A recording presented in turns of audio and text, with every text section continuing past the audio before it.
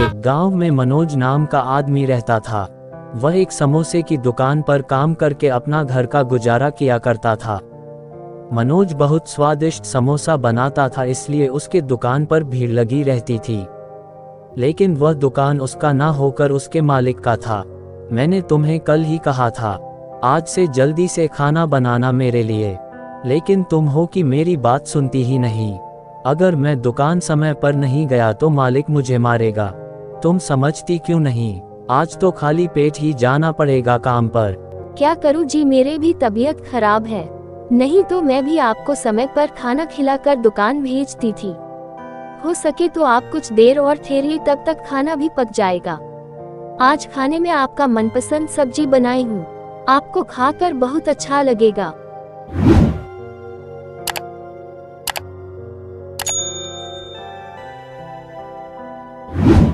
दूसरे और मनोज का मालिक मनोज का इंतजार कर करके गुस्से में लाल पीला हो चुका था।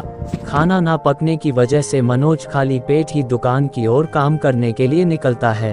कहाँ गए थे मनोज तुम? दुकान में आने पर इतनी देरी करते हो, तुम्हें पता है सुबह के 9 बज चुके हैं। यही है दुकान आने का टाइम।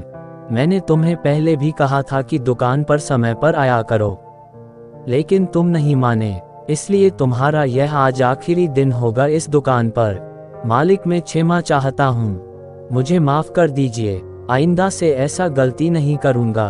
एक बार के लिए माफ कर दीजिए ना मालिक। अगर आपने काम से निकाल दिया तो मैं क्या करूँगा? मैं कहाँ जाऊँगा? मेरा परिवार तो भूखा ही मर जाएगा। प्लीज मालिक आप ऐसा मत कीजिए मेरे साथ।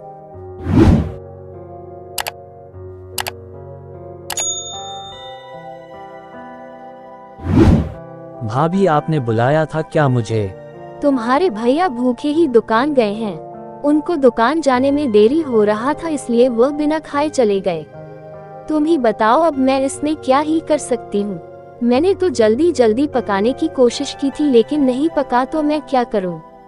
इसलिए मैंने तुम्हारे भैया के लिए टिफिन रेडी बना दिया है, तुम उस टिफिन को भैया को दे आओ।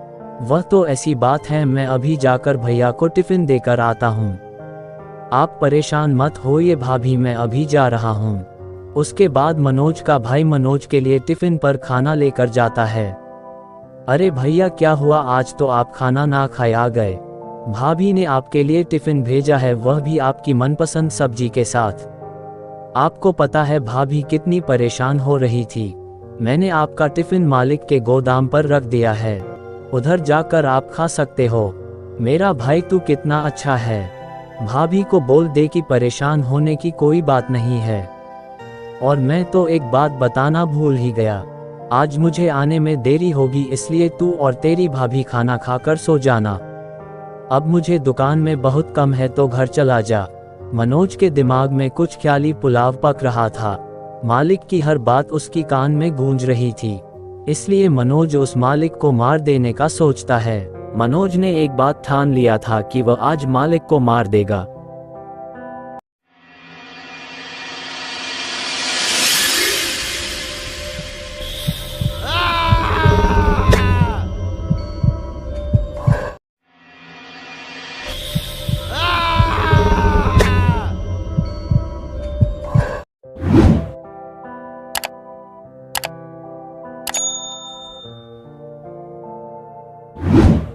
अरे भाग्यवान, तुम अभी तक सोई नहीं हो, जाओ जाकर सो जाओ।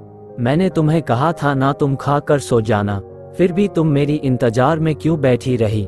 जो मैं कह रहा हूँ वो तुम माना करो, नहीं तो तुम्हारा भी एक दिन बुरा हाल होगा। क्या हुआ है, आप क्यों ऐसे बात कर रहे हो? क्या आपने आज दारू पी रखी है? बिना बात मुझे डांटे रहते हो, खुद काम से इतनी लेट आए हो और आने के बाद मुझ पर डांटना शुरू हो गए। आपको मैं जितना सुधारने की कोशिश करूं, आप सुधरते ही नहीं हो। फिर दूसरे दिन मनोज दुकान के लिए निकलता है। वह समोसे का दुकान उसका हो चुका था, क्योंकि उस दुकान के दोनों ही मालिक मर चुके थे, वह भी मनोज के हाथ। लेकिन इस बात का किसी को कानों कान खबर नहीं थी। फिर एक दिन की बात है, मनोज को दुकान से घर लौटने में देरी हो रहा था। मनोज जल्दी जल्दी से घर जाने की कोशिश करता है, लेकिन उसके पीछे पीछे एक चुड़ैल आई होती है। वो चुड़ैल सेठ की पत्नी थी। देखते ही देखते हो चुड़ैल उस मनोज को मार देती है। हैं।